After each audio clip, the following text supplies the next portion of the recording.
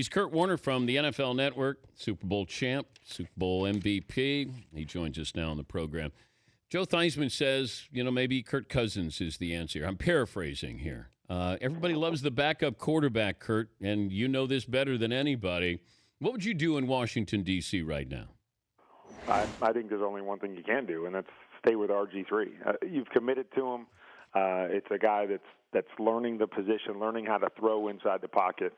But you have to believe that that's their long-term answer, and you have to go through the process with him. Kirk probably has outplayed him in preseason.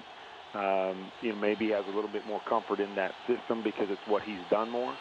But I don't see this being any kind of a decision. I think you have to stick with RG3 and give him every opportunity to show he can succeed in this kind of system and becoming a drop-back quarterback. And until you're convinced that he can't, I think he has to be your guy.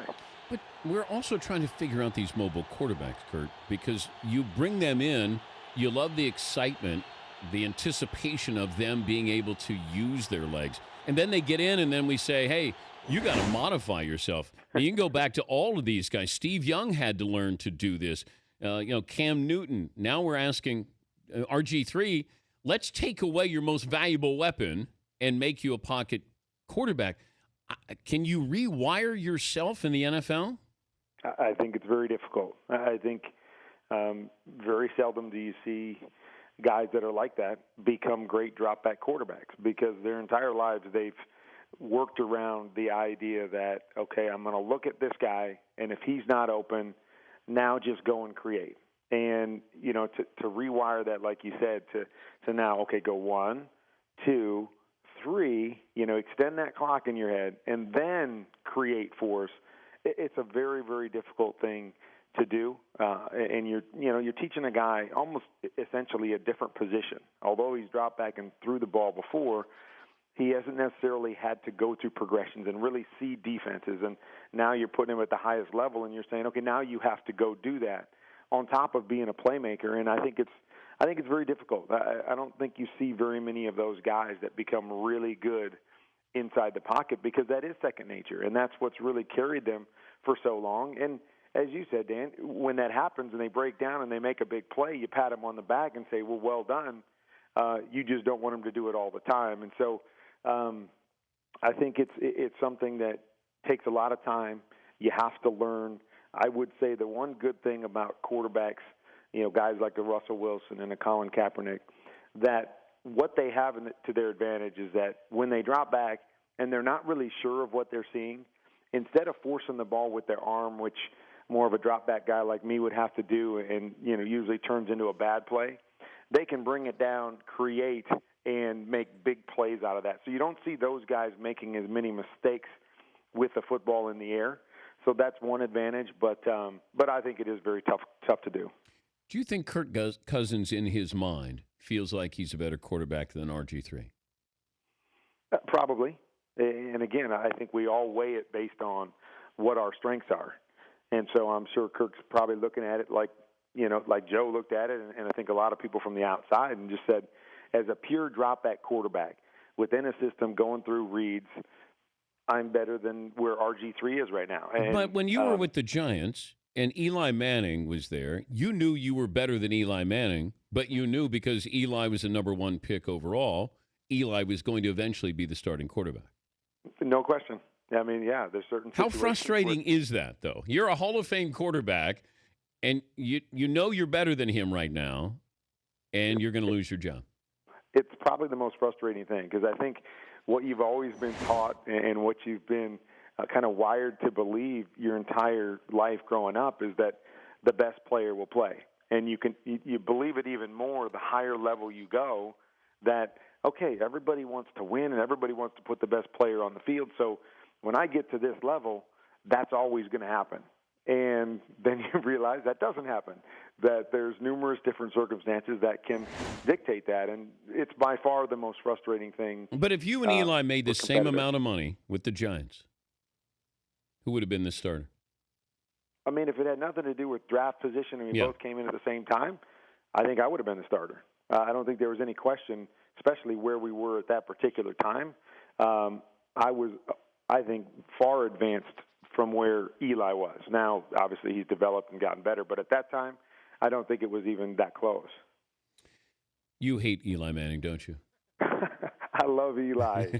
I love Eli. He's but no, everybody reads into that because it was. I mean, I wanted to play. I wanted to be that guy. So everybody says that. But no, I love Eli. He's Kurt Warner, the NFL Network, joining us, Dan Patrick Show. Browns are, I guess, toying with the idea of a 2-quarterback system. Don't do it. We did something similar to that in Arizona in 2007, where Matt Leinart was the starter, and they would bring me in for like no huddle, 2-minute type situations. And I just think it lends itself to division with your team, because players and fans and everybody is going to realize in that process who's better. And once they do that, whether it's the starter or the guy coming in, they stop to look and go, well, why are we wasting time with one of these other guys? Why are we wasting a series here or a series there that we could have our best player in that could help us win these football games? And so unless both of them can go in and be, equally successful in their roles, but I just don't see it happening very often. You saw in San Francisco when Colin Kaepernick would come in and do some good things when Alex Smith was there. And that's where all the rumbling started of, maybe we should go to Kaepernick, or anytime you struggle.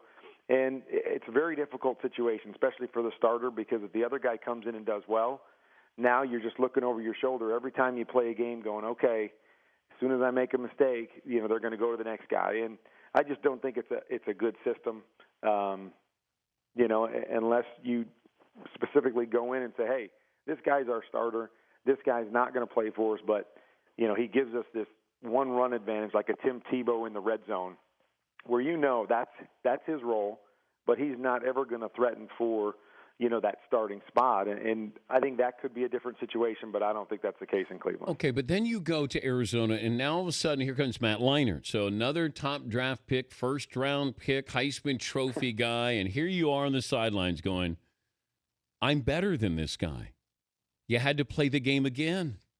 Yeah, it was tough. I mean, that was what was tougher, backing up Eli or Leinart? Probably, I think the Arizona situation was more difficult, but maybe it was because I was there for the second time.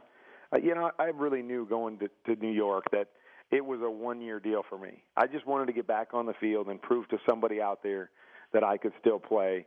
And I was hoping it would be 16 games for me on the field, knowing that Eli was going to take over after that. Unfortunately, it turned out to be 9 games. But I knew kind of what that was. In Arizona, it was different. I felt like this was my last chance to really be a starter and take a team somewhere. And so to have to go through that again the second time, it was probably the only time in my career, outside of, true retirement, where I actually stepped back and thought, is it worth it? Is it worth it to continue to do this? I was frustrated every day. I was running the scout team and really felt like I was so much of a better quarterback than that, and I could help a lot of teams in the league. Just found myself on the bench. So did Leinart know you were better? I think so. And again, I don't think any secret that I think he felt that I was advanced. And again, we're talking about a guy that had been in the league and is 30-some years old compared to, a rookie. So, I mean, I don't think it's a, newsflash that I was a better quarterback all the way around at that particular time. But, as a rookie, you come in and you get your opportunity and you say, I will be better at some point in time. But, yeah, I believe he knew I was better. Before I let you go, the new rules here, I'm worried about the oversaturation of these fantasy numbers, and it seems like the league is just hell-bent on making sure we have passing numbers, no contact whatsoever. At what point does the game suffer here, Kurt, that we're not letting defensive players actually play on a level playing field? Well, I think at the point, and I think we've seen a lot of it in preseason, I think at the point where you don't allow what I call incidental contact to take place. When a receiver and a defensive back have collided and they're kind of hand fighting and going with it, you got to let some of that stuff go because both sides are doing it.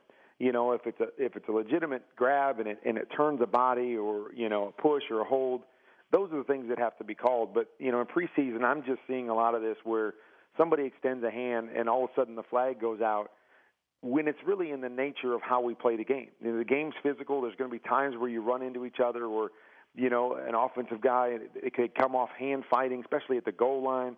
I mean, those things, in my opinion, have to be let go, just because it's part of the game. But also, you got to give defenses a chance. I know. It's so hard now with the different rule changes and the athletes we have on offense that you have to give them a chance to compete. And, if they could call it like they did in preseason, it'll be nearly impossible. But I think that's going to change. I think in preseason they were just, so much, hey, I see a hand go out, I see this, we're going to throw that flag just to bring attention to it. I just can't see them calling those things in the course of regular season games and really getting away with it week after week. During the season, you can see Kurt every Sunday at 9 a.m. Eastern on NFL Network's NFL Game Day Morning. Rich Eisen, your host. Also, see Kurt on NFL Live, the league's new generation video service providing fans access to the largest digital library of NFL video anywhere. Visit NFL.com/now for more info. Great talk to you again. We'll hopefully talk to you during the season, Kurt. Sounds good. Thanks, Dan. Thanks, bud.